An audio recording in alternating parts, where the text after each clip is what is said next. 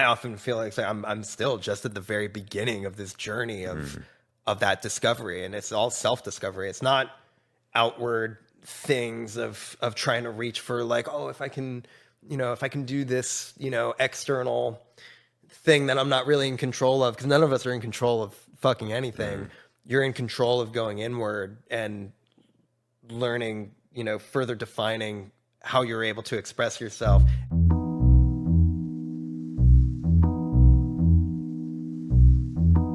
Mic check. 1, 2.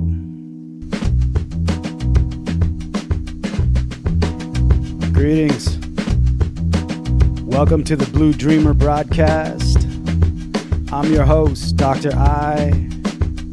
This is Blue Speak. Today I've got a very special guest, Mr. Lawrence Martinez. What's up, brother? How you doing, man? Well, first of all, I'm honored to be here on your show, Dr. I. Excellent. I'm absolutely honored. Respect. Well, thank you for sitting down with me and having a conversation. You got it, bro. You got it. So off the top, I already got to say this much at least, that the reason I'm talking to you basically is through a mutual friend of ours, Mr. Miklo, Mr. Chris Brunner, which I actually interviewed him a while ago. And he's actually the most listened to interview I've had so far. Miklo. Yeah, which is good on him, man. Good on him. He's getting me. Yeah, that's right. He's getting me hits. It's so good. Respect. So yeah. So I'll just say this much is, I know how much of a big fan he is of yours and your band from back in the day, Salmon. And he and I have known each other since the early 2000s. So we used to kind of just hang out and geek out about music and like conspiracy stuff and all that stuff. And he would show me your band, and I was just like, all right, cool. Like I didn't know anything really about Salmon or any of that stuff. He was like, oh, this is, I was up there in Sacramento and there was this band and this band. I knew Deftones and, I knew like Papa Roach and I know about those bands.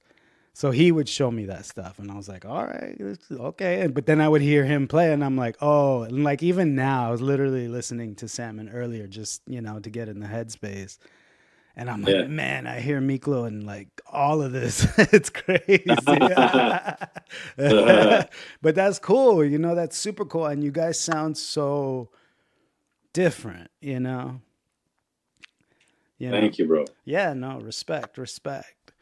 So where did music start for you, man? Like from the very, very, like the inception, where did that come from? Gilroy, California.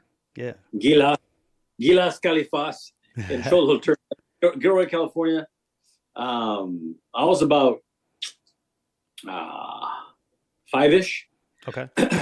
And my parents had one of those sick old school, and I'm still hunting for this, old school stereo system, for lack of a better term. Yeah. And it was about 4 feet at the 4 foot high level. Yeah.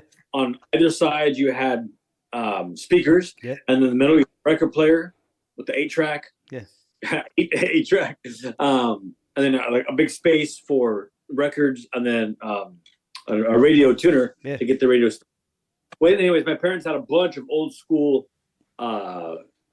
like gospel, like African American gospel tunes that me, my sister, and my cousins who lived on the same street, they'd come over, and we would just jam with our air guitar. Like they'd grab a broom. Okay, you're the bass player. Okay, I'm gonna sing. And like we'd all be singing, and so we'd all just be dancing around, playing. And we did that for hours. Nice. And no joke. And we loved the music. It was all positive about God and all that. So, and then, so that was the inception. And my dad did teach me how to play drums around that same time period. Nice. Really basic, just basic beats. For sure. Just the and the the single and double. Yeah. And he would take me to church, and he would be standing up leading the worship section, and he would put his hand behind his back, and if he gave me a thumbs up or thumbs down, thumbs up was fast, thumbs down was slow. The number one finger was the single beat, two fingers was the double beat. Nice. So he would, like a thumbs up, two would be fast, double beat. Yeah. And those are the only beats that I knew how. And so, anyway, those are pretty much like, that's where the roots were for me. For sure. And so, that's so cool, man. That's like, it's so funny because, so did he played in church or? Yeah, my dad played drums. He was a drummer in church. Yeah. Did he have a kit like at your house too, or? He had a kit at the house and somewhere. I have a picture of me banging on those things. And how old did you say you were? How old at that time? Like when? About 5. Okay, that's cool. Yeah. That's super cool. It's just crazy because I'm thinking of the way you vocalize in Salmon, and I'm just like, dude, you got rhythm. You had rhythm from a long time, like, because right. Because your vocals that come out mad, like totally rhythmic, like just pop, like it's crazy. And I always wanted to play drums. I think practically every single musician wanted to play drums at some point, but early on, I brought it up recently, but there was a show, the I Love Lucy show. And there was an episode, there was a Christmas special where little Ricky got a drum set and he just wails. And I was like, I want to do that. But I kind of caught on guitar and like I play guitar, but I do the same rhythm stuff on guitar. My guitar playing is very rhythmic. It's very drummy, that style.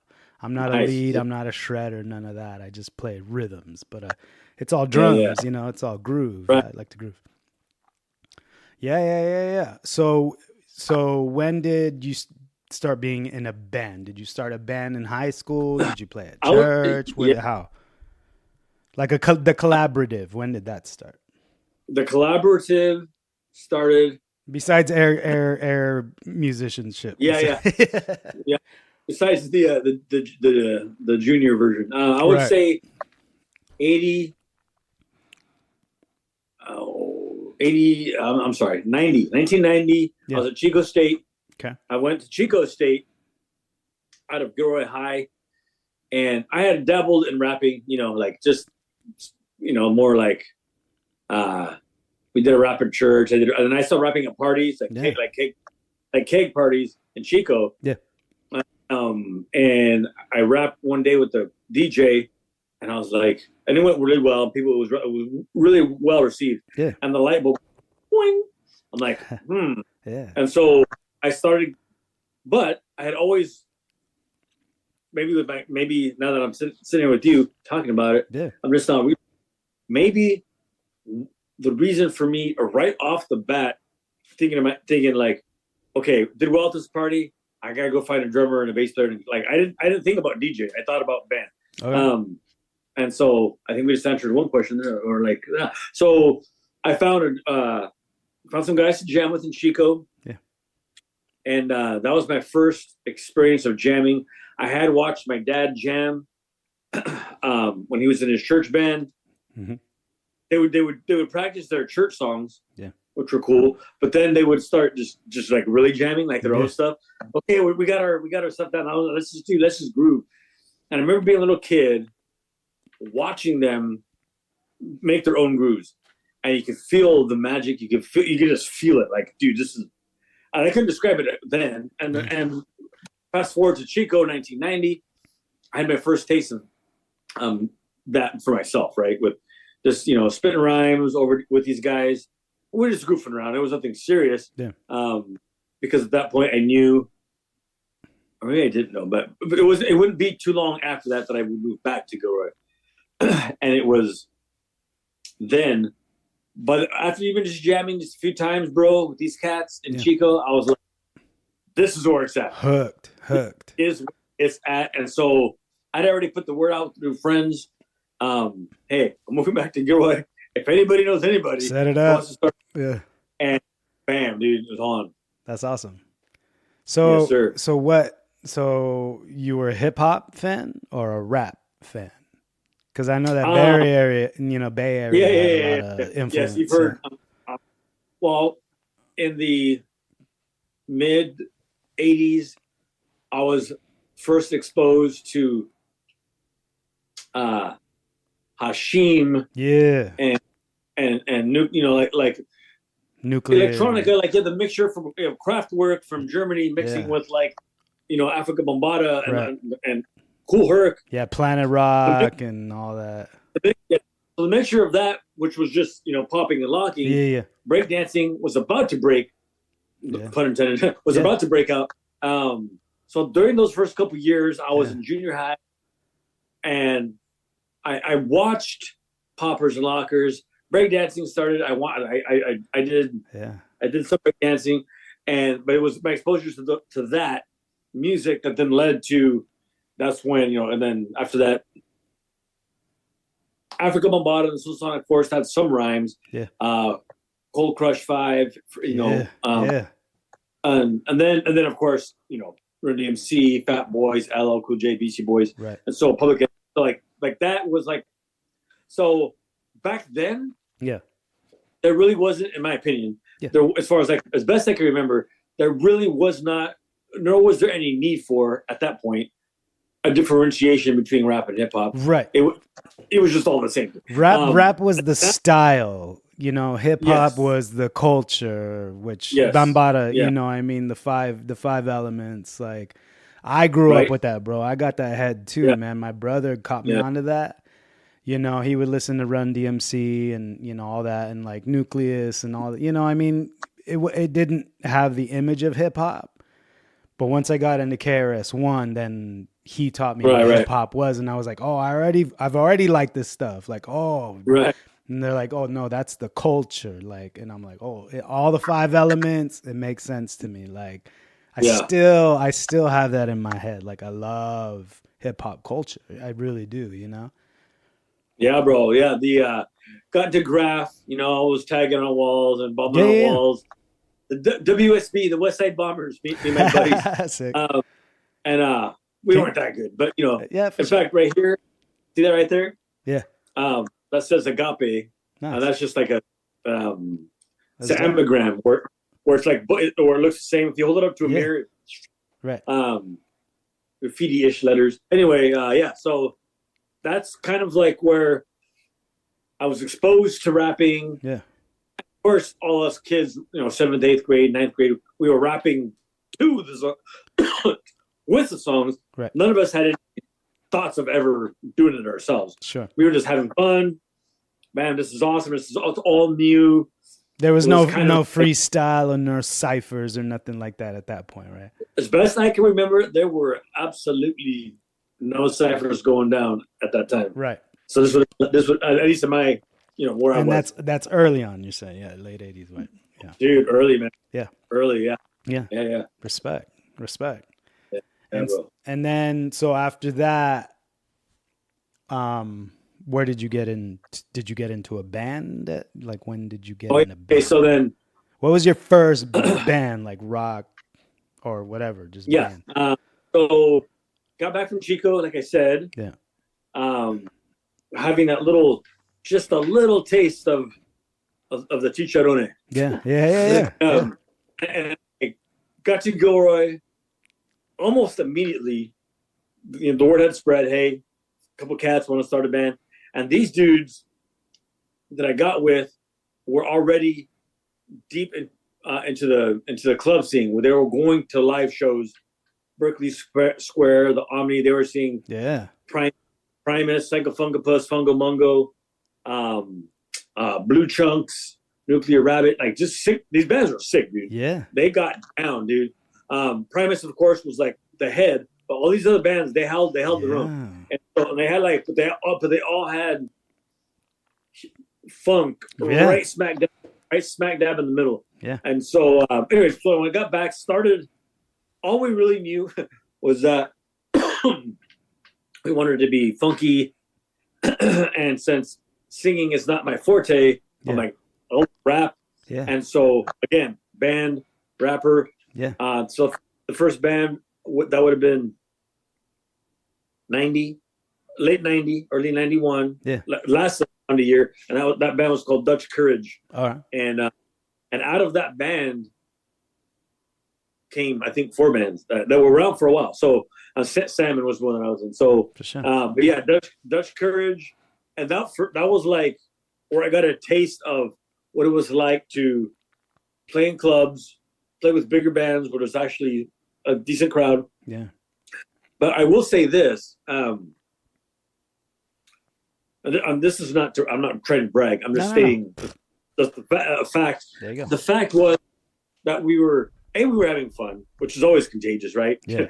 And then even if you're just half decent and you're having fun, it's contagious. Right. But these guys were already they were already talented, and so I brought my juice on the mic, and we were just all the songs were just good time songs, whatever. Yeah. Party songs, and so from the get go, the word, Gilroy is like a small town. So if there's anything, like I said, anything half good, it's going to spread. So almost from the beginning at the parties, kids were there having fun. We made our first demo tape pretty soon. I'm sorry. Within a few months, word spread. People, just caught wind. That was the first. Yeah. Yeah. That was, I think it was our second or third show. I remember this moment specifically, bro. Yeah. This is an important moment. I was on the mic, and I remember looking out and seeing this beautiful young girl rapping my words. Yeah. And it hit me like a ton of bricks, dude. Yeah. I'm like, another human being, beautiful human being, by the way, like took the time to memorize this stuff. And I didn't really internalize it like in that moment, but that stayed with me. And then as you grow, you start realizing, dang, dude, your words are power, man. Yeah. And you got a responsibility and you got influence. More on that later. But anyway, so that was the Dutch Courage was 90 to 91 was that first year. Okay. But was there, so this was all in Gilroy? Or were you guys playing out?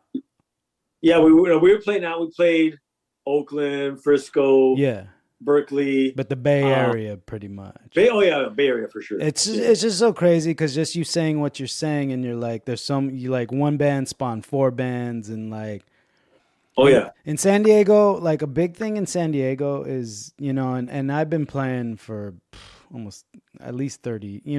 I've been in bands since I was like 16 years old, and I'm 44 now. Nice. So, like I've seen things, and there's just never been a scene really down here in San Diego. There was in the 90s, in the early 90s, but it was a lot of like rock, and I'm influenced by some of that music. But anytime I hear about the Bay Area, it's just like it was a melting pot, from Berkeley to Oakland to like, whether it's Oakland, like, rap or even Metallica and all, what I mean? Like it was always, but I lived in San Francisco for a while, and it's just a cultural like melting pot. There's a lot going on in such a small kind of condensed area, just as much as like, well, New York's huge, but and just those big cities, LA, but definitely the Bay Area has always had such a flavor. Like I think of like DJ Q-Bert and like the Invisible Scratch Pickles and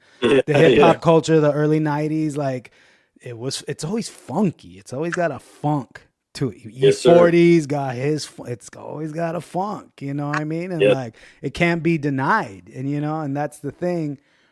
Even Primus got funk, you know what I mean? And it's like, oh yes, sir. And that was you hit the nail on the head when you said early 90s, because that was the internet had not broke out yet. Yeah.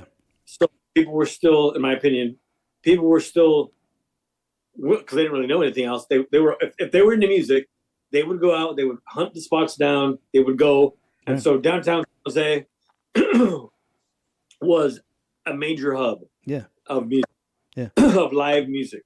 The Cactus Club specifically. Yeah, that's a big spot. Was dude, so huge, man. Yeah. Hole in the wall, but history beyond belief. For sure. And so anyways, so we kind of headquartered out of there. Yeah. I mean, we were in Gilroy. Yeah. But within a couple of years, 3 of the guys had moved to San Jose. We're practicing in San Jose. We're playing mostly in San Jose, and that it was there that that's where it started, bro. Yeah. Yeah. That's crazy. And so is that when Salmon started? Oh yeah. So right after Dutch Courage, me and the drummer started Salmon. Yeah. We nabbed this sick guitar player who was like a child prodigy. Crazy.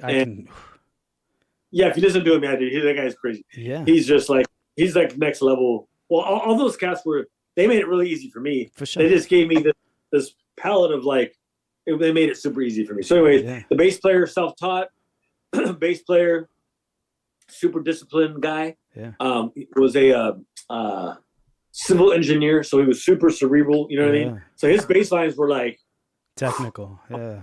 Oh yeah, dude. So this is a combination. Of course, we didn't talk like this at the time. For sure. I'm looking back. I'm going, but dude. Yeah. All the variables came together. Right. Exactly. But anyways, those cats were sick, and so they made it super easy. We started practicing 91. Like I said, parties. Started playing clubs. Yeah.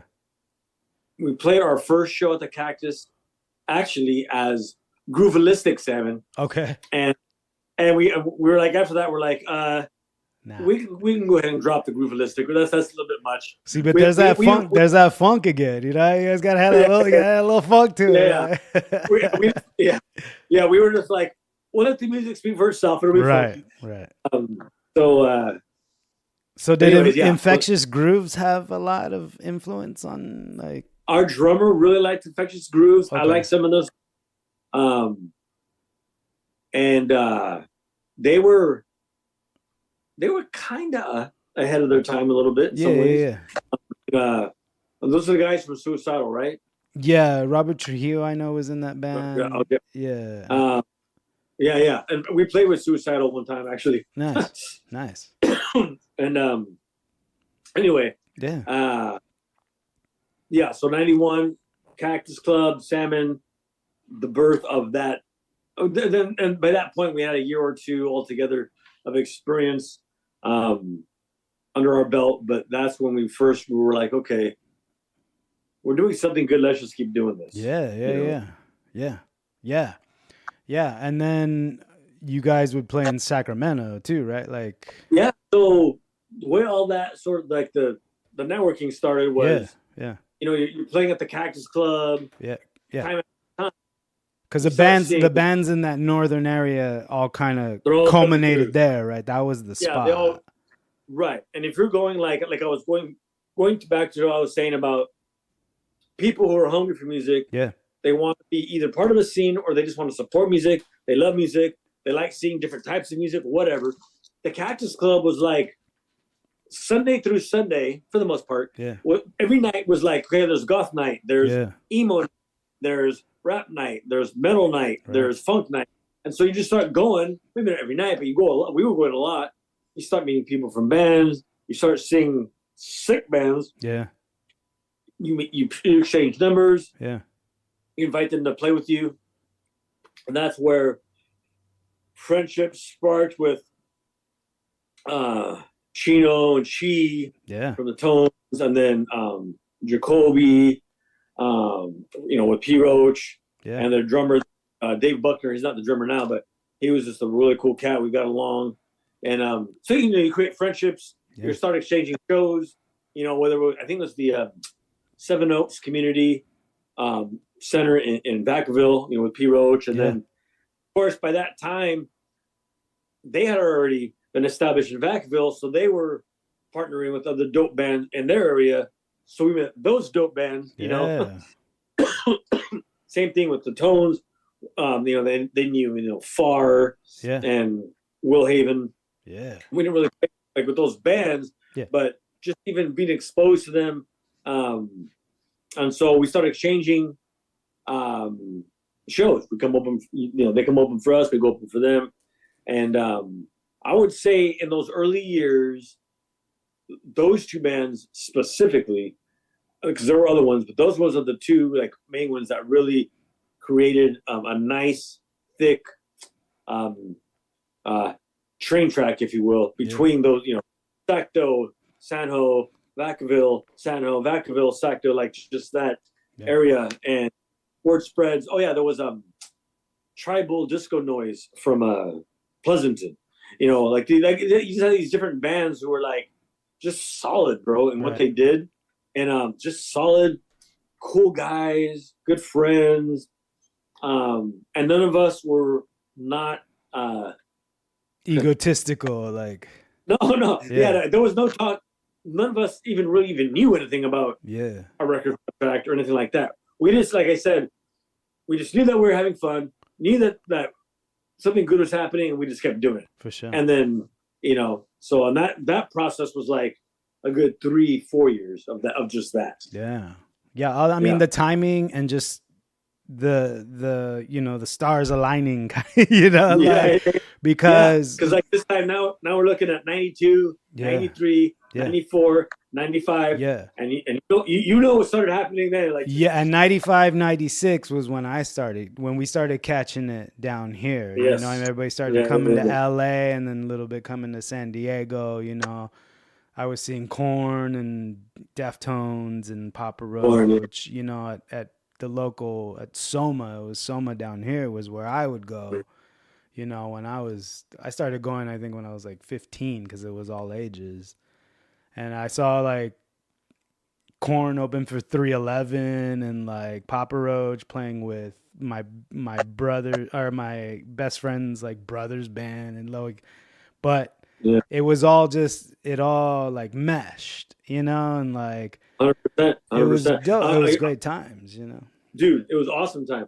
I do want to mention and give props to, and I'll probably look back and I should have mentioned this band, that band. There's one band specifically from that Bay Area, Funketeer group that we're talking about. I mentioned those other bands, but there was one also called the Limbo Maniacs. Okay. The Limbo Maniacs. Now keep this in mind right here. So I told you my personal journey, like Chico, jam with the band, Gilroy, Dutch Courage, jam with the band, I'm rapping with the band. At that point, bro, honestly, there wasn't a whole lot of other that we had heard of bands with a rap. Yes, Run DMC did Walk This Way with Aerosmith. Right. Yes, PE did Bring the Noise with Anthrax, which is why I said that. And the Beastie Boys weren't rapping on the end playing yet. Right. Rage wasn't out yet. Right. Korn was kind of coming out, but they were just so there was one band when I was in high school called the Surf MCs. Okay. But the one band, and I want to give props to East Bay, the Limbo Maniacs, were by, in my opinion, by far the dopest live band with a rapper. We're talking, as far as I know, we're talking 90, 91. Yeah. To where they were like a very, very, very, very good template. And Merv was the guitar player, and Merv is phenomenal. And he went on to his own act. Brain was their drummer. I think he still drums for Primus now. Nice.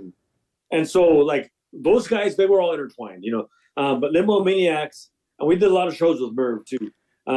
Cool guy, man. That guy is so cool. I wanted to give them props because they were like a real, like, dude, Limo's down, they're cool. And we went to Berkeley the day of the Oakland fires, and we saw Primus, Anthrax, Public Enemy, and Young Black Teenagers. I've heard that name. I don't know where I heard that name, but I heard that name. Yeah. All right. So at the very end of that show, Les is on bass, on stage with Terminator X, and they just started with like they were just like, I forgot who went first. Yeah. and I'm going to paraphrase what we saw. So, Les does like a, Yeah. and then Terminator does a, and then Les does a, and then Terminator does a, Yeah. so they're matching, and then it was every one of them getting more complicated until it was just like a full blown, like it was. And so we're That's like, insane. yeah, dude, it was sick. And then they went into Bring the Noise. Anthrax comes out, Public Enemy, Primus, and so me and my buddies were there. Me and my Dutch Courage buddies, and we had just started to jam, and we were like, this was the thought, bro, because this is another important moment. Yeah. Bring the Noise was a seminal song done by seminal bands, but it was just one song. Yeah. And we're like, why don't we do like every song? You know what I mean? You know what I mean? Like it doesn't have to be some special event like Run DMC and Aerosmith were like some weird, not weird, but unique. Like, let's do every song like that. You know what I mean? So that really opened our eyes. And that's why I wanted to mention that. That's so interesting, man. So, okay. Yeah. Okay, so was anybody doing it before Bring the Noise, like, or was Bring the Noise the pinpoint of like the pinnacle of the branching out? You know what I mean, like, because nobody had ever heard anything like that. You know, as far as I know, I don't know when the Limbo Maniacs started. Yeah, and I can't remember when Bring the Noise came out. Yeah, but I would imagine Limbo was inspired by Bring the Noise. I think a lot of bands were by Bring the Noise. I don't know because I'm not, I don't have timelines, but no, sure. And I certainly don't want to misquote, but I just but Bring the Noise was an eye opener when it comes to crossing, right? Right. Yeah. And I was like, pfft. And even then, it was still kind of like.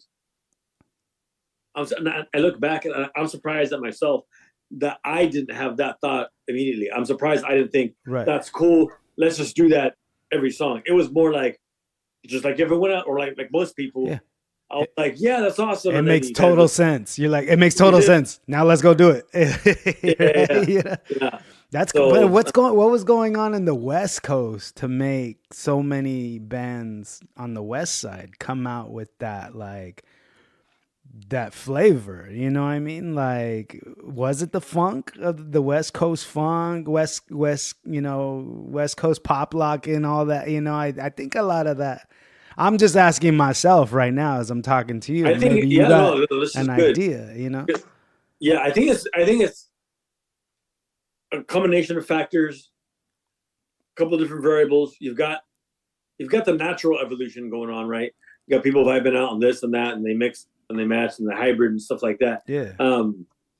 But as far as the Bay Area specifically is concerned, when I look at someone like Primus, who had their start in the 80s, late 80s, no doubt. And I remember when I was like looking at who influenced Primus, and they had some eccentric influences. Like I remember the Residents and stuff like that, but they also had a funk influence, the Meters and stuff like that, like real funk, and it came out in their sound. And because, in my opinion, a lot of youth in that area, they gravitated towards that sound. Yeah, the Bay Area has a history of funk, right? So. And the hippie movement too, you know. I mean, like I think it was the melting pot of all that. Yeah, man, the Doobie Brothers and Santana and all those guys, and there's a lot of people that we'll never even know about, right? Right. But straight funk, and so Primus, in my opinion, like had funk as not their only element, but it was a big element in what they were doing. Yeah, it was so unique that kids were drawn to it. And so it enabled them to play with Fungo Mungo and Psychofunkopus and Limbo Maniacs. And each one of those bands had their own style in and of themselves, but they were all funky. You know what I'm saying? were funky singers, some were funky rappers, Yeah. some were just like more. It was just awesome in that sense. So it just kind of just really influenced a whole. Not only did it influence a lot of bands, it influenced a lot of different types of bands. Right. Well, I think rad, dude. it's just funny because even the names, like you're telling me, you're calling off these names like Limo Maniacs, and it reminds me of the dance crews from the 80s. You know what I mean? They had some crazy names, you know, and like, you know, like Cold Crush, and you know, but once it started spreading to the West Coast, then it just kind of like the West Coast not took over, but they just made it huge. You know, I heard about LA, like Radiotronic and all that stuff, and you know, those dance clubs. And it's funny because, like I said, my brother like introduced me to that, but I felt like I always knew about it because at that time I was like 6, 7 years old. You know, I was just a little kid, but my brother and his friends would break dance in the garage, and I'd be like, I want to try. They're like, no, dude, you're too young. But I would hear, and I just absorbed all of it. So it came out for me later, you know, but it was there. It's still there. It's all there. Like, I always think of when KRS-One said, like, in one of his albums, he's like, you're not doing hip hop, you are hip hop. And I'm like, oh, I am hip hop. You know what I mean? Like, just as much as I am rock and roll, and I am heavy metal, and I am soul, and I'm all of that. You know what I mean? Like, man. It's in my core, you know? Yeah, bro. So, okay. So when Salmon, what was Salmon's like pinnacle point, would you say, in the mid-90s? So, you know, things were going good. Like I was saying, 91, 2, 3, and 4. Yeah. It was just a constant upward trajectory in the sense of songs are getting better, shows are getting better, more people, 100, 200, sometimes 300 heads. Yeah. And by that point, the buzz starts reaching into the ears of the record companies, right? There you go. Unbeknownst to us, by the way, we were pretty clueless. And around that same time, the Deftones, they were packing even bigger venues. Right. Not huge, super huge, but enough to where it was like 400 or 500 heads consistently. Right. And their shows were just off the hook, as you know. Yep. And then, so anyways, so about 90, I'm going to say 95-ish, late 95. Are you familiar with, well, I'm sure you've heard of Sublime. So Sublime, you got Sublime and you got Skunk Records. Yeah. And then you have John Phillips, who managed Skunk Records. Okay. John Phillips has a brother, Matt Phillips. Okay. So you got Long Beach. John's down there doing his thing with Skunk. Matt's still going to college in San Ho. Yeah. He starts to come to our shows on a regular basis. I didn't know him at the time. So he's coming. He has a good time.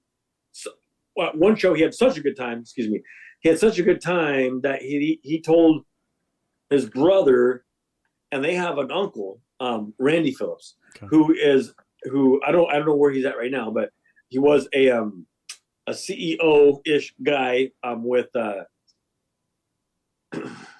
I want to say RCA Records. Okay. He was in the record industry up there, like a big wig kind of guy. And they told, hey, Uncle Randy, you should probably come check out these guys. They're drawing a lot of people. And so, unbeknownst to us, we played a show at, in Palo Alto called The Edge. And there was a lot of people there, dude. And it was a good show. Yeah. And it was we could not have asked for a better venue to impress a record guy. Dope. Even though we didn't, our manager was smart enough not to tell us. And so so you just go out and play, so you're not like, you don't freak out or anything. Yeah. And so so we did, and Randy flew back to Hollywood. Yeah. Told the rest of the big wigs. They had just started a record company called Red Ant. Okay. And I don't know if you remember, but this was, remember when alternative music was still alternative. Yeah.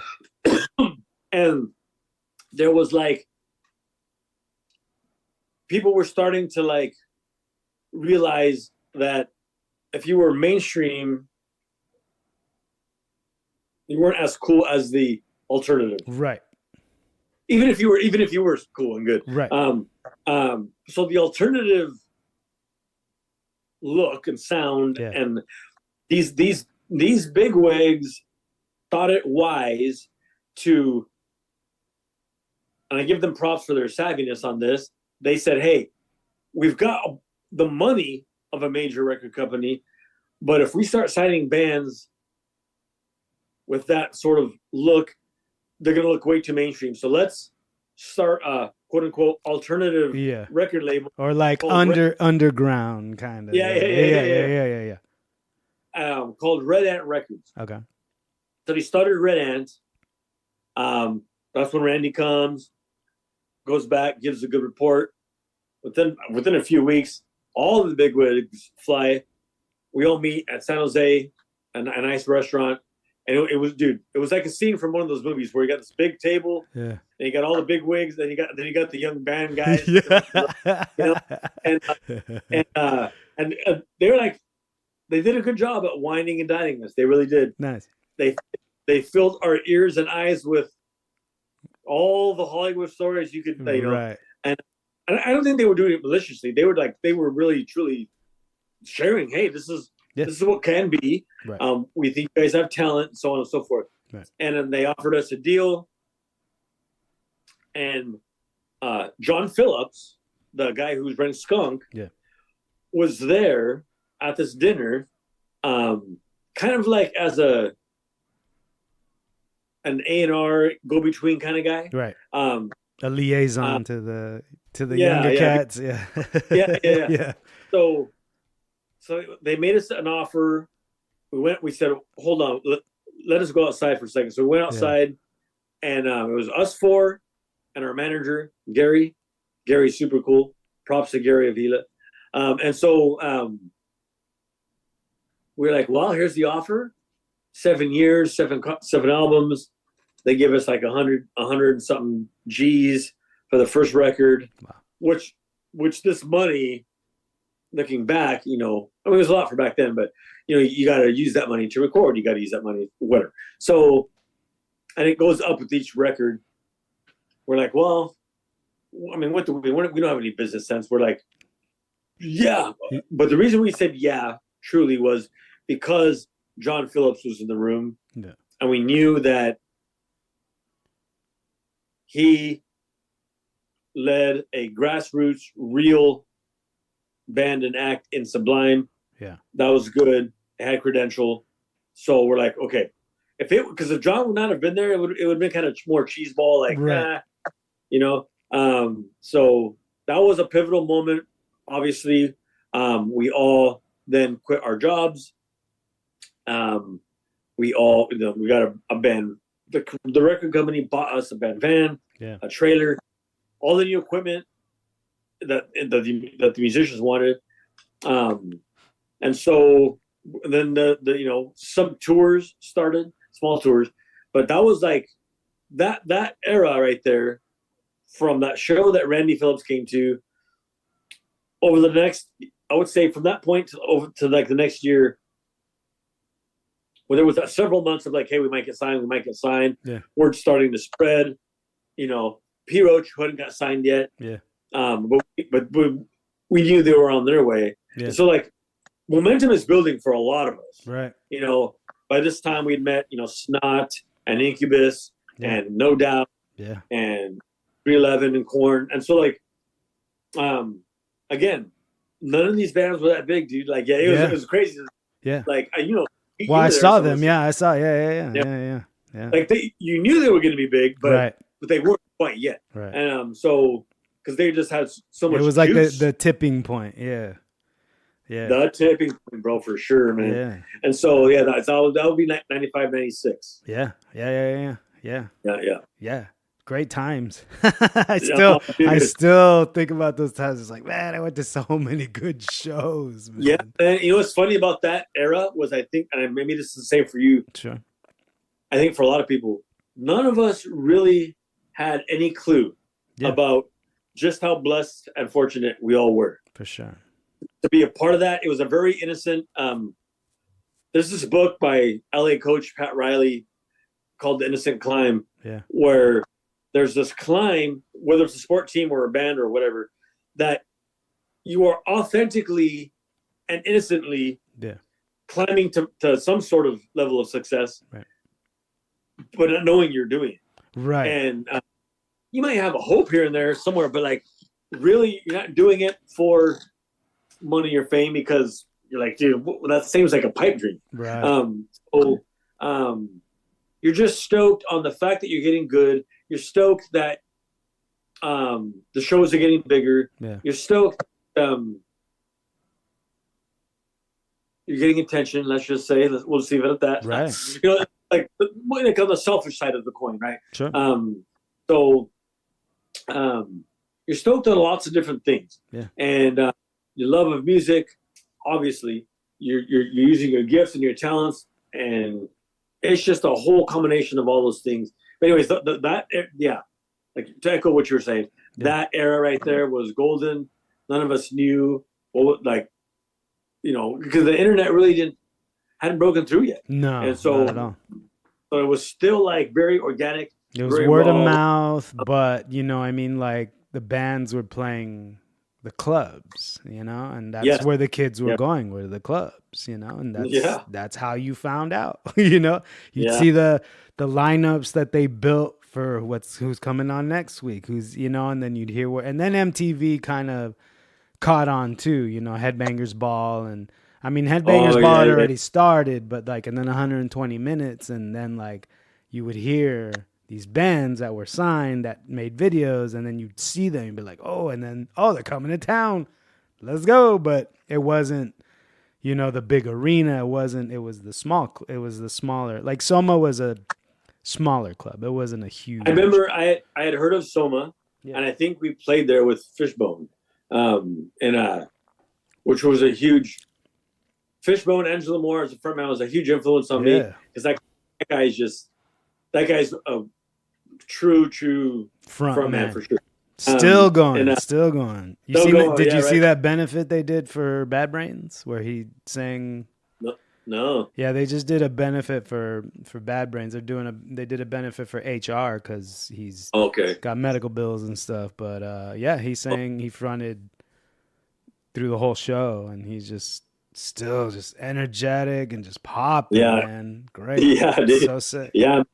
Yeah, because I remember I would listen to Fishbone when I was at Chico. Okay. And just partying, listen to Fishbone. Yeah. Good party. And I remember when I saw some of their videos, like, dude, this guy's off the hook, man. Yeah. And before I forget, I wanted to say too real quick. I had mentioned that first band, Dutch Courage. Yeah. And how bands came from that. Flat Planet. And then one band, Willie's Conception, was super good. And because Dutch Courage, at about the half year point, we got another rapper. Yeah. My man, High Rise. And that guy, he's still one of my favorite rappers. Not just because he's my bro, but that guy is sick. So anyways, Willie's Conception was started. They were another good band. And had they, in my opinion, seriously pursued, I think they could have cracked. Cool. I remember Chi from the Deftones. Yeah. Watching them and going, dude, these guys are sick. So they just had that sound too. Funky. I just wanted to throw that out real quick. And but anyway, so 96, 97, signed, began to tour, small tours. And as far as a pivotal Salmon point, it was during that year or two, we played at the Shoreline Amphitheater, not the main stage, at the Shoreline Amphitheater, I must say, but they had it was I think it was called Camp KOME, KOME was a radio station, and they put on like a summer music festival at Shoreline Amphitheater. And so they had a couple different stages. We played on this one stage. Still a lot. There was a lot of heads there. Yeah. And there was this big half pipe. Nice. And pro skaters there. And I remember this is a cool moment. I remember I looked up, and Steve Caballero. Yeah. Steve Caballero was at the top. Yeah. And he was looking down, and because he had played in lots of bands in the Bay Area. Yeah. That's how I got to know. Yeah. I remember I looked up, and he looked at me. He's like, "Give me a little nod." Yeah. I remember thinking, I remember in that moment thinking, this is pretty cool. Hey. Like I get to play in front of hundreds and hundreds of kids. Yeah. With my band. Yeah. Cab is up there. Yeah. Giving respect. Yeah. And dude, that's so cool. It's there were several moments for sure that were just golden, man. You cannot put a price on those moments. And but yeah, that I would say 96, 97 was the height of Salmonism. Yeah. So how do you feel about the term rap rock or new metal? How do you feel about those? Yeah. I'm not a fan of either one of those. I'm not a fan. I'll never forget because that started floating around, in the after that. Yeah, bro. I'll never forget Ad Rock from the Beastie Boys. I forget what song it was, but he slyly threw this lyric in. Goatee metal rap, please say good night. Oh, I'm like, oh, that's a major diss. Yeah. And I'm just like, I'm like, I have a goatee. Yeah. I'm like, but Ad Rock, I look up to you, bro. You know what I mean? It was one of those weird cognitive. That had to be off Hello Nasty, I'm sure, because that was kind of after the fact, I think. Yeah. So, because I've never been a big fan of those of those terms, new metal and rap. Yeah. A lot of times people ask me, when music comes up, the band comes up, they're like, "What kind of music would you play?" Rock. It was a combination of funk and so. But I was not a big fan of rap. Rock is okay. But new metal is definitely. I'm like, no. Yeah, that's a corporate term, I believe. Yeah. I think so. Yeah, and even the bands that were grouped into that, all those, I feel sorry for them as well. Right. I feel like I don't think many of them like that either, in my opinion. Right. Yeah. The PR guy who wrote grunge also wrote probably new metal. I'll just say it, bro. They're both bad, and I grew up with both of them. So, and that same guy probably wrote alternative. Exactly. Respect. Nice. So, where did your vocal style come from? Well, you said rap, obviously, Oh yeah, as far as. But you've got kind of I don't mean spastic in a negative way. I mean in a so you said Fishbone for sure, and Oh yeah, what's funny about that question, bro, is I'm sure you've heard this. Imitation is the highest form of flattery, right? So, and when you're starting out. In my opinion, let me speak for myself. When I was starting out, sure, especially that first band, Dutch Courage. So I got my own band, or not my own band, but I'm with the band, and I'm the only rapper because my friend Brian High Rise hadn't stepped on the mic yet. So now I'm rapping, and I'm trying to find my voice. Yeah, and no joke. I was rapping like this on the microphone, just like Les. There you go. I'm like copying Les's nasal. Yeah. Hey, buddy. And it got to the point where my bandmates were like, "Hey, bro, breathe, bro, breathe, please." Yeah, you gotta breathe. You gotta breathe. They're like, "Lord, you're not Les, bro." Yeah. And I'm like, "Yeah." Which is funny, and just to be 100% honest, is the reason I don't like Primus, is because of his voice. I love Because everything about Primus, but I don't like his voice. Right. But that's their style, you know, and that's cool. I respect their style, but my bass player that I've known since high school, he loves Primus, and he would play like Jerry was a race car driver, and he'd just jam, and I'd be like, that's dope. Yeah. But then I'd hear their music, and I was like, ooh, it's a little too much for me. But that's just me. That's just me. That's my favorite, you know what I'm saying? Yeah. So then when I was like, okay, I was able to get on the mic. I got I got something going on, and it was then I realized I got to find my own voice. So then I started to lean back on the old school guys who were influencing me, whether it was the Beastie Boys or Chuck D. Yeah. Well, I mean, when I first heard Chuck D, Public Enemy, their first album, Yo Bum Rush the Show. Yeah. I remember me and my buddy went down to the local tape shop. Yeah. They had all 8 hip-hop tapes that were available at the time. We had all 8. We're like, well, when's the next tape going to come out? Yeah. And we see Public Enemy, and we saw the cover. We're like, it looks like it could be rap. It's on Def Jam, so let's just buy it. Yeah. So we put it in, and you got this baritone, hey, man, and then like this, the Terminator X crazy style, the way he kind of like rhythmic chaos, like. Yeah. And my friend who bought the tape, he didn't like it. Wow. And I'm like, can I have it? And so I went home, and no joke, best I can remember, I sat in my room for a couple hours and forced myself to listen to it 2 or 3 times. And by the 3rd or 4th time, I was like, get it. These cats are on some other tip, yeah, but I get it now. Okay, so so his vocal style, his cadence has a big influence. I like 90% of rappers wanted to be like Ad Rock, but no one's like Ad Rock. Right. So as far as like delivery goes, LL was a sick flower in his day. When he was at his prime, you know, I'm Bad and Rock the Bells, like those, he had a sick delivery. Yep. Just style, mad style, man. Yeah. So those guys, those ones that stick out. Oh, you know who I like, bro, was Mantronics. Okay.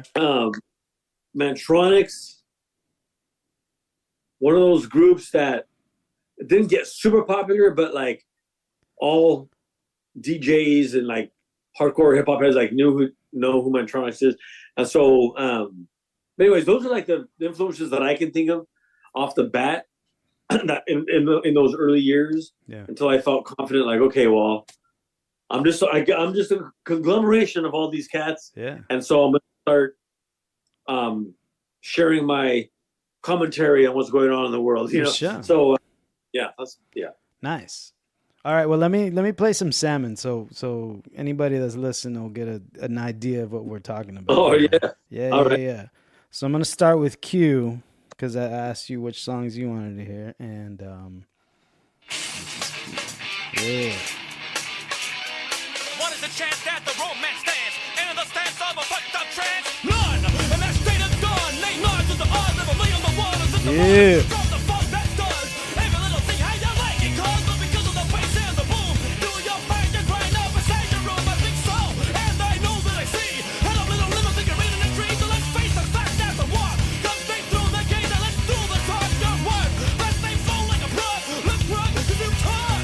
Judge, but it seems that Just that energy, man, you know, I wouldn't even call it aggression. It's just like pumped, you know? Like I hear it and it gets me pumped, man, you know, like it's dope.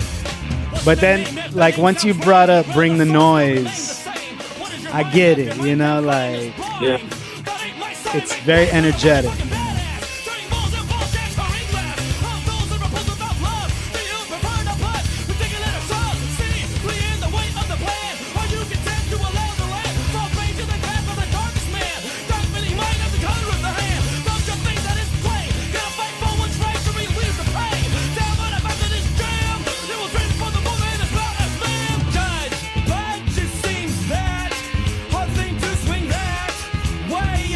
Different rays of shine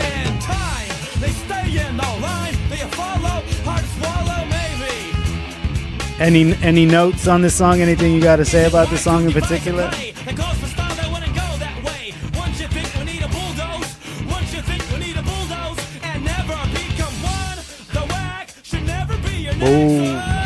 Oh, that right there, the knack, we actually have a song called The Knack. We sampled ourselves.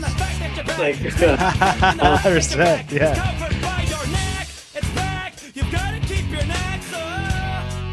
So, the reason the song is called Q, Yeah. because I'm just asking questions. No, yeah. Oh, okay. So, a question is like, what are the weak until they are strong? Where does your heart properly belong? Why do teardrops burn? You know, like, I'm just asking these questions, like, Yeah. so, kind of like a stream of consciousness. Yeah. I remember when I wrote that, I'm just like, yeah, why do teardrops burn? You know? Yeah. And then so,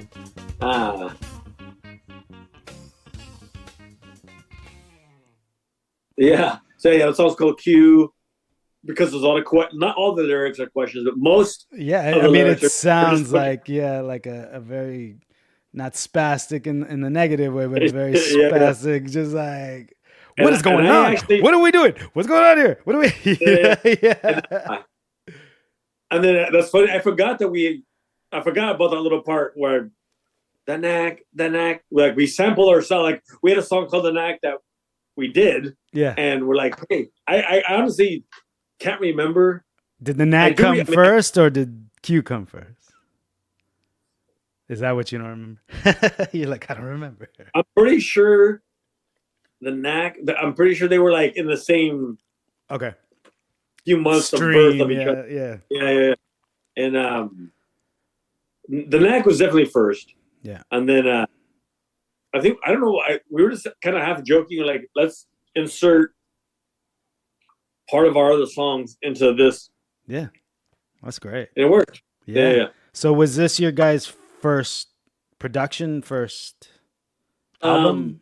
So when That wasn't like demo or anything, but this is the major, the, oh yeah, so we did an independent EP okay.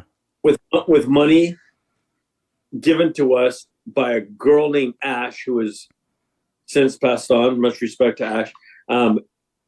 We met her at the Berkeley Square. She believed in us. She gave us money Dope. to record a CD. Yeah. We recorded, I think, 9 songs, I believe, 8 or 9 songs. That CD was called Flourish with Candies. When we got signed to a record contract, they were okay with our first album being those 9 songs Yeah. plus a couple more. Right. Because those songs were so that was it was Developed. It was They on were the so developed already. Yes, and not only were they so developed, but like it was on the strength of those songs that really kind of got us where we got. So it made sense to distribute those songs on a nationwide basis, right? Like otherwise, those songs would have been kind of forgotten. Right. And so they were like, "No, these songs are dope. Let's get them on the album. You guys just write a few more, and then we'll release it." So Q was on First with Candies. It was on Paco Drop the Chicken. So a lot of people, in fact, probably most people who ever got into Salmon were most likely, unless you were from the area, unaware of Flourish with Candies.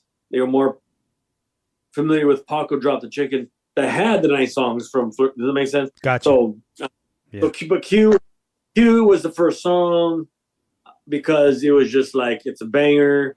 And both shows we either open or close with Q. It just has that feel, you know? Sure. So, but yeah, that was, I think that was the first time that we recorded on a CD that was in a half decent studio. Yeah. Nice. All right. Well, I'm going to play Starflakes next. Okay. There we go. Oh yeah. And so this is where you're really going to hear, if you didn't already, you can hear on the first song, but Yeah. the guitar player's crazy, unique style really comes out in this one. He's doing these crazy, like, harmonics. Yeah. Dude, this guy, this is cool. Well, that's the great. Like I said earlier, it's funny because when when he would show me his stuff, I was like, "Where are you getting this from?" And then I heard you guys, I was like, "Oh, like that." But he's completely capable, and that's why, like I always tell, I was like, "Dude, I'm your biggest fan, bro. Like, you need to be in the band. You need to be, and whatever, life happens and stuff. But still, I'm just like." Híjole, like, man. The Starflex.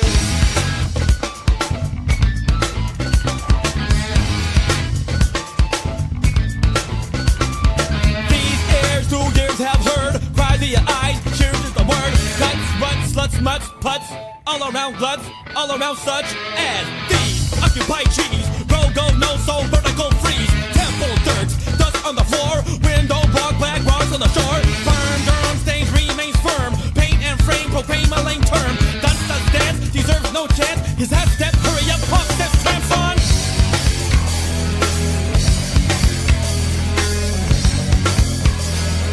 Yeah, on the globe, before told privacy. Sweat up, back, so break your hypothesis. Still I grab the mic and say, throw the files of all the way. I tell I'm the one who runs from the sun. I like the way my victory's begun. I crack a smile, crack a grin and crack laugh. Crack the case and place an autograph. I'm dropping bombs on the plans of the evil man. They demand not hand, cause my hand they can't stand. Making boys through the body, who party I foil. I tore the spoil, never cut it with oil.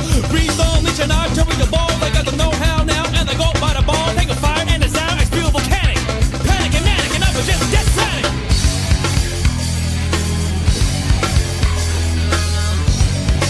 It's so dope, bro.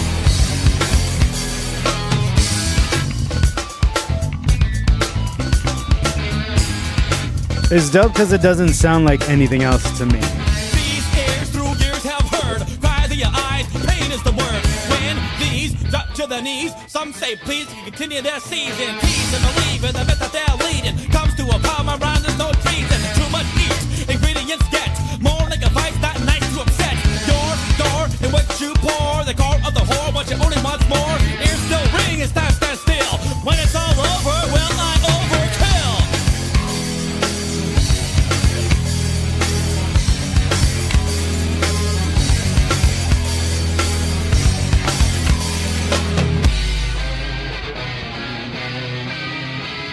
Proverbial blast on the path they shall last, but it's not allowed from a cloud in its past. Creating a myth, people packing the jet, ending up in the world where you will get hella bit while you wait and debate at the gates. Looks like it's time to mistake, it's too late. Am I going too fast? Man, should I slow down and take a look around? What's to be found? Who's to be had? Who's to be sad? So in the groove, it ain't full like that. No, just show that the foes become much more intelligent. A finger and thumb, from the dome to the hand, pen to the pad, dome to the stage. No, that's the bad. I got a sick ass flight. People who need not a canona for the people who read ass and got a big time loss.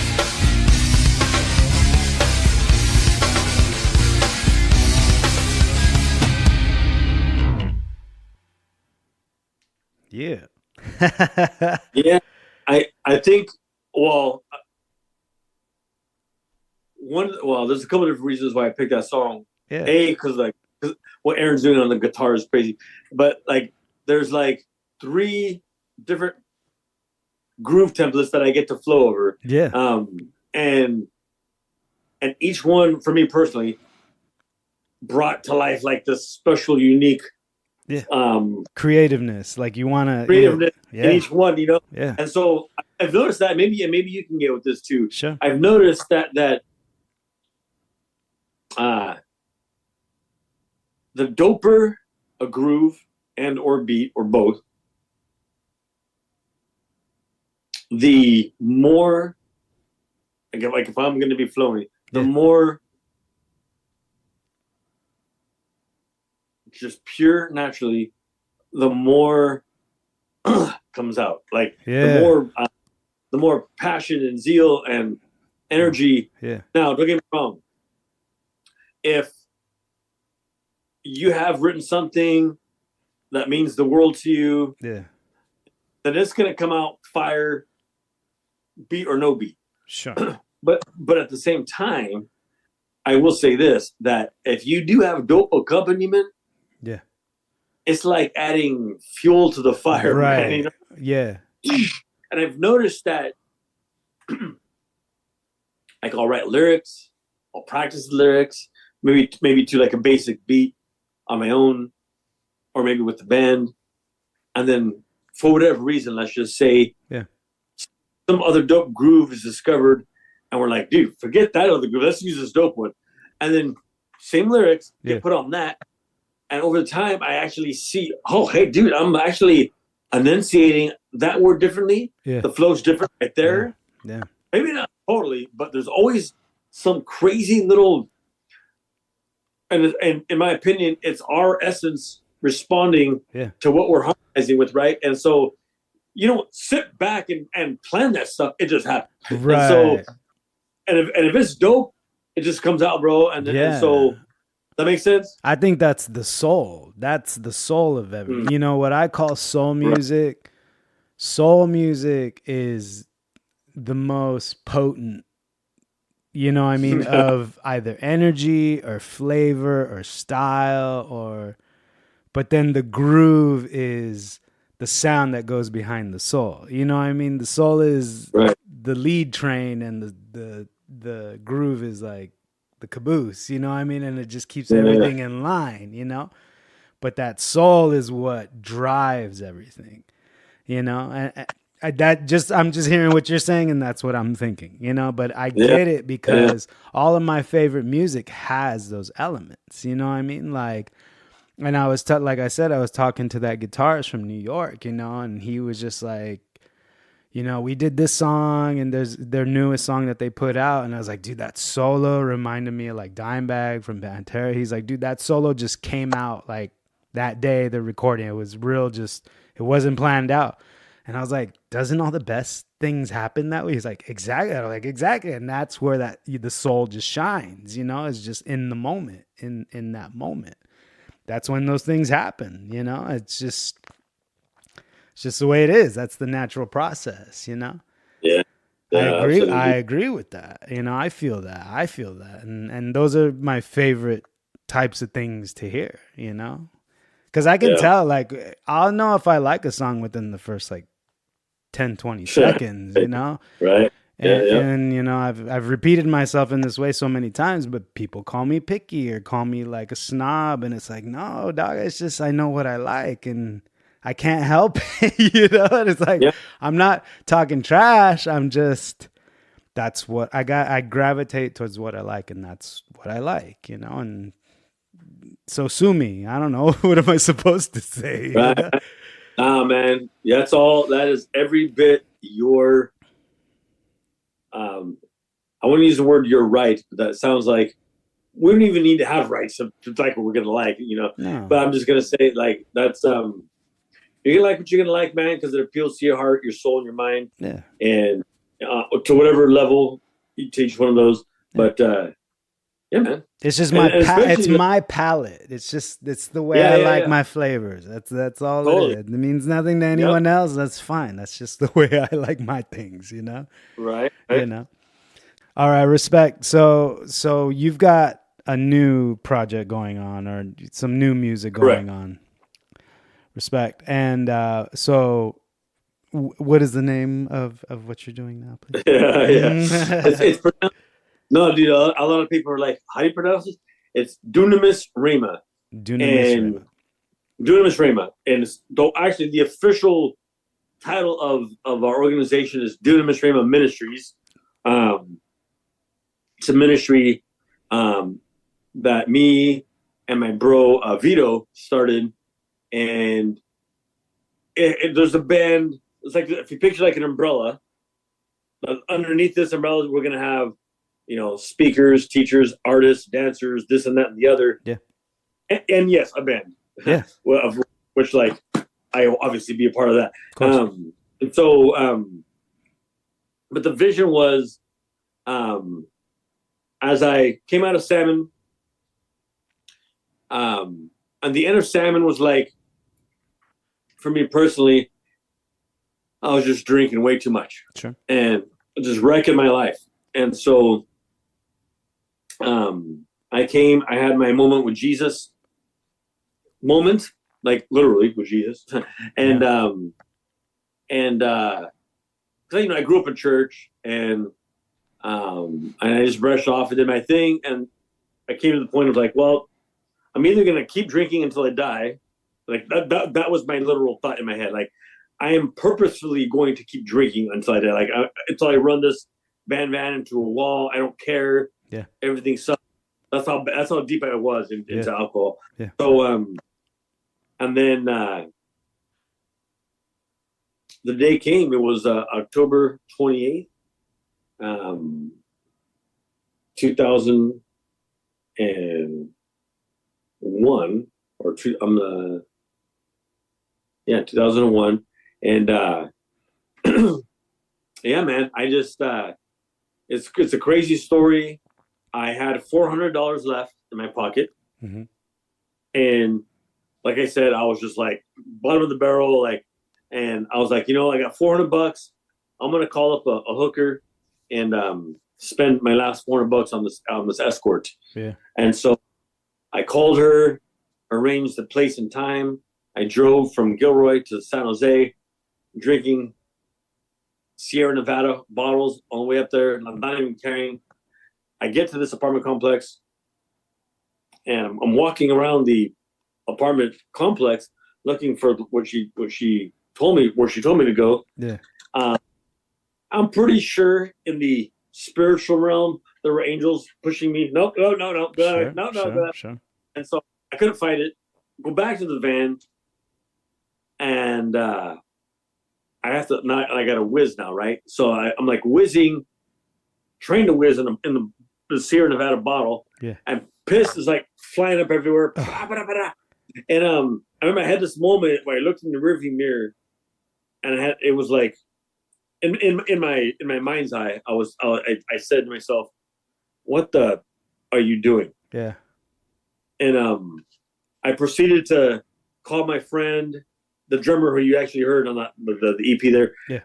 Who his girlfriend was a stripper at a strip club. We went there, we partied, and I drove back, or I'm sorry, I ended up in Gilroy. I didn't drive. But then anyways, the next morning, same thing. I'm going to use this for this $400 that I didn't spend on this, on a hooker. When I opened up the phone book, I happened to be looking down at the phone number for Full Gospel Per Tabernacle. That's the church that I grew up on the east side of Gilroy. Wow. So I'm like, I kind of heard like the still small voice of God. Call her, or her meaning Pastor Esther. Call her. I'm like, all right, let's say dial it. And sure enough, she answers the phone. Now, keep in mind, I had not talked to Pastor Esther in we're talking a good 20 years. Wow. And so she answers the phone. I'm like, Esther, Pastor Esther? She's like, yeah. I'm like, this is Lawrence. She's like, oh my God. Yeah. I'm like, can I go over there? She said, yes. So I'm driving the van across Gilroy, and it was one of those days where it's cloudy over there. It's sunny over there. Yeah. It's raining hard over here. A disorganized storm is what I call it. Right. So I pull up to the stop sign right before the church. And there was this moment, bro. It started to pour hard in front of me. And the sun was shining from behind me. And the sun is shining on the rain. And it made it look like a bunch of crystal. Yeah. And I was like, that's really cool looking. Yeah. And on the radio, for the first time, the whole 15-minute drive, I realized the radio was on. I'm like, oh, what song? What? I don't remember the station, the name of the song, or the band. All I remember was this, bro. The words that were coming up out of the radio were this: "The angels are welcoming you home." Wow. While I'm seeing this beautiful picture in front of me, and it was like this moment where I'm like, I'm in the right place. Yeah. So I park the van. I go in the church. I spill my guts to Pastor Esther. I'm doing this. I'm doing that, and blah, blah, blah. And she's like, well, are you ready to give your life up to Jesus? Mm-hmm. I'm like, yes, absolutely. So I just gave my life to Jesus, man. And I told the guys in Salmon, we had 2 shows left, and I took them outside after a show. Like, this would have been like a week after this particular event. So I take them outside, said, "Hey guys, we got 2 more shows booked. I'll play them, but then I'm done. I've given my life to Jesus." And they were looking at me like they believed me. Right. And they knew that I was spitting truth. They knew that I was doing the right thing, but they were also not fully comprehending because they don't have right. They just don't believe. And so that's not a knock. That's just the fact. No. So it was just like, well, okay. We played the last 2 shows, and I went back to college, Bethany Bible College, got my BA in psychology.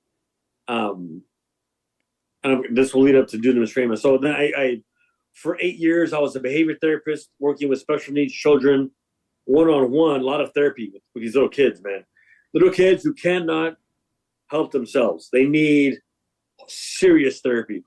And meaning like drills and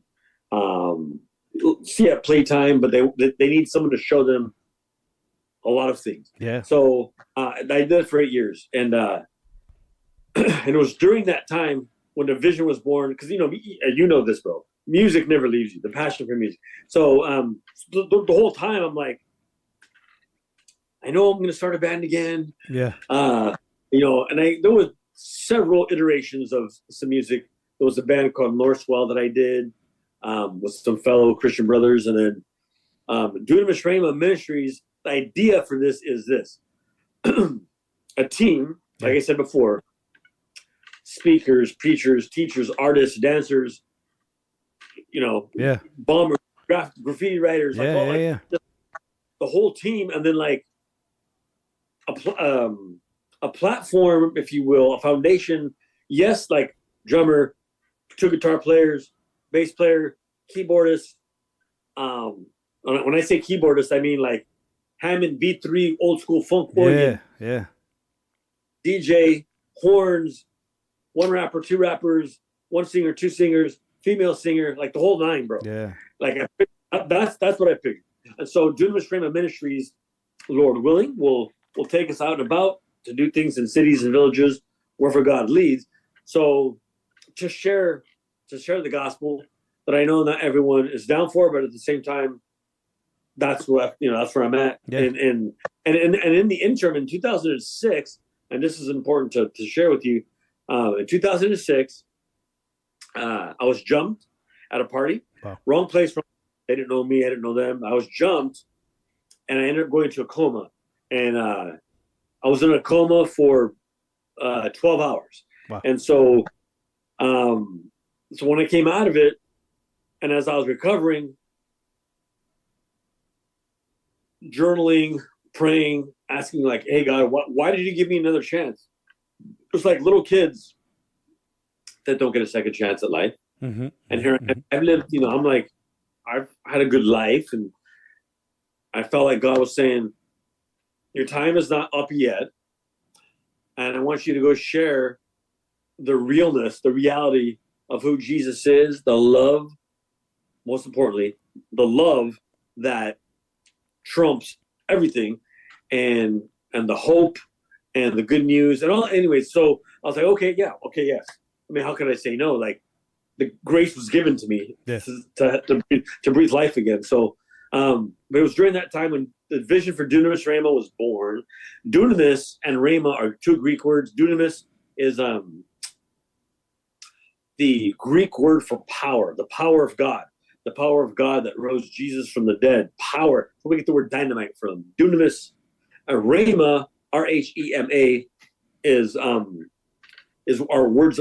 Is the Greek word for words that bring life, words that speak life, words that give life. Mm-hmm. The words that Jesus spoke were just all about just life, man. Like just wanting to give people freedom and break them from the chains of bondage and to speak life and love over people. So Dunamis Rhema, the power of the word of God. So Dunamis Rhema Ministries. So the song that I sent you, bro, is called Officer. And it's funny because Are you familiar with The Chosen, that show? No. So it started off as I think it's called crowdfunding streaming show, like on YouTube. Okay. Where like they would release an episode, and if you liked it and wanted to donate, people would send in their money. Okay. Giving them the funds to make another show. Okay. And so they did that for like a season or two. They've gotten to the point where now they can actually release their episodes at the theater. Oh, so I just went last Sunday with my friend Rachel and her family, and we watched The Chosen season 4, episodes 3 and 4, I believe. And there's a scene, and the producer Dallas Jenkins and his production house, it's called Fishers and Loaves.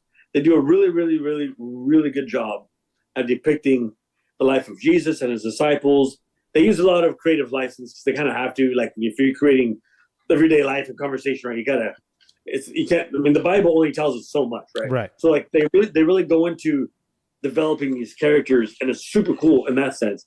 I feel like it's a powerful way to reach people who maybe they're just kind of they're kind of over like the churchy religion version that they've heard. Yeah. So I want to see something very real. So it's good. It's good for that. So there was a scene in there. There's a Roman, because picture this. You got Jesus. He's a Jew. His disciples are Jewish. Yeah. But the Jewish leaders of his day hate Jesus, right? Because they're like, this guy's crazy. He thinks he's the son of God. He's crazy. They're like, they want to kill him. They got the Jews. Then you got the Romans, who are like kind of basically like ruling over the over the Jews. Yeah. The empire, basically. Yeah, the empire. There you go. Yeah. So there's this, and and the Romans have like Pontius Pilate, and they've got proconsuls. They got military leaders. Yeah. There's this one centurion that in Scripture it tells the story. The centurion, the officer, the song is called The Officer, goes to Jesus and he's like, "Yo, my son is sick. I know who you are. Right. I know you can do this. You just say the word and my son will be healed. Because I have authority and I'm under authority. And if I tell my servant to go do something, they're going to go do it. And I know you, Jesus, I've seen you heal people. I believe in you. If you know, I'm not worthy for you to come to my house. Just say the word and I know my son will be healed." And so sure enough, he goes home and the son's healed. And so the song is called Officer because it's us saying, I want to be like the officer. Basically, we're just saying, I want to have faith like that, right? Right. Like I want to have faith and just like is rock solid. So, the song's called Officer, and you'll hear some phraseology in there. Cool. That about what I just explained. Let's go. All right, bro.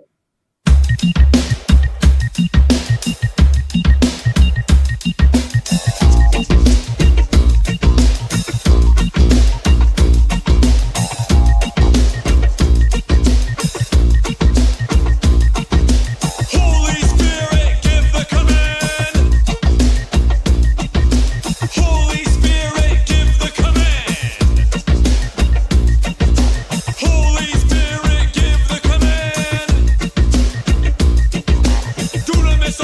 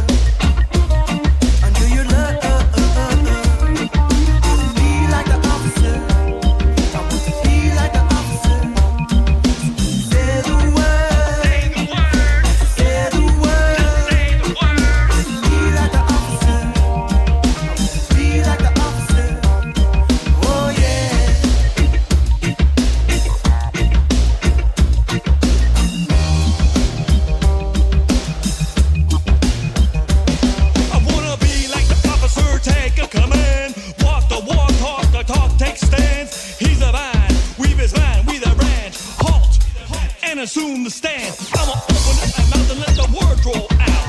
Trust the Holy Spirit to erase all doubt. His orders carried out per what he sees. We have no faith, it's impossible to please. We have the best Father, all we gotta do is ask. Believe and receive, all we need to do the task. Give me faith, make me strong like David.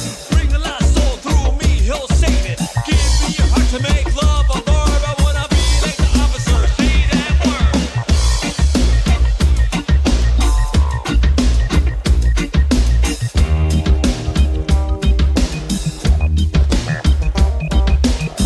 Make my attitude the same as Jesus Christ, who in God's nature came as human, laid it down. He was humble, he was a servant, in human likeness, death undeserving. Trained under your love, under your love. I want to be like the officer, I want to be like the officer.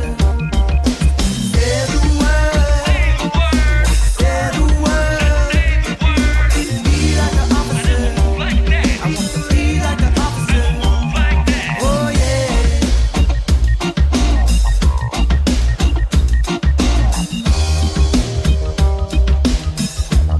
I wanna be like Centurion, never hurrying. You say the word that sends enemies scurrying all the time. You're the rhyme, we the body, you're the answer to the riddle in the middle of a line. I totally surrender, let your will play out. Whatever that you render, I will trust, not doubt. I will only go where I see you going. I will only flow where I see you flowing. We have the winning team, all we gotta do is call. Call upon the one who got it now once and for all. Give us faith, make it strong like Moses as we fully realize we're the prize, cause he chose us. Give us your heart to make love a verb. I wanna be like the officer, say that word.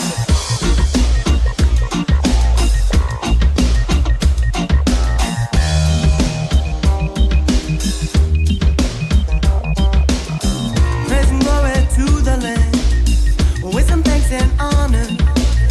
Strength and power are yours, my Lord. Say amen, yes to the Lamb. Say amen, yes to the Lamb. Say amen, yes to the Lamb. Strength and power are yours, my Lord. Say amen, yes to the Lamb. I want to be like the officer, I want to be like the officer. Say the word, say the word. Be like the officer, be like the officer. Say the word, say the word. Oh Holy yeah. Spirit, give the command. Holy Spirit, give the command. Holy Spirit, give the command. Dunamis obedient right down to a man.